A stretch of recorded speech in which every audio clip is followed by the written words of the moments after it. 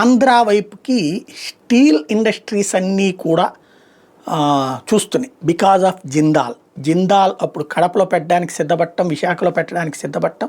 అక్కడి నుంచి ప్రారంభిస్తే ఇప్పుడు విశాఖ స్టీల్ ప్లాంట్ కూడా నిశ్శబ్దంగా ప్రైవేటైజ్ చేస్తూ దాన్ని మెయిన్ స్ట్రీమ్లోకి తీసుకొచ్చే ప్రయత్నం చేస్తున్నారు. ఓవరాల్గా చూసుకుంటుంటే అటు అనకాపల్లి దగ్గర మిట్టల వాళ్ళు పెట్టాలనుకోవడం, వీటన్నిటి పరిణామక్రమం భారీ ఎత్తున స్టీల్ మ్యానుఫ్యాక్చరింగ్ సెక్టార్ ఆంధ్రప్రదేశ్కి ముందుకొస్తుంది.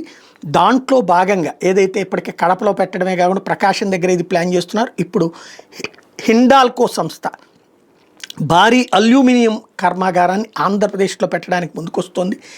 వేల కోట్ల రూపాయల పెట్టుబడులు పెట్టేందుకు ముందుకొస్తుంది. ఐఫోన్ ఎకో సిస్టమ్ ఎక్స్పాన్షన్కి సంబంధించినటువంటిది కూడా దృష్టిలో పెట్టుకుని ఇక్కడ ఆ విధమైనటువంటి ప్లాంట్ పెడతామని చెప్తోంది.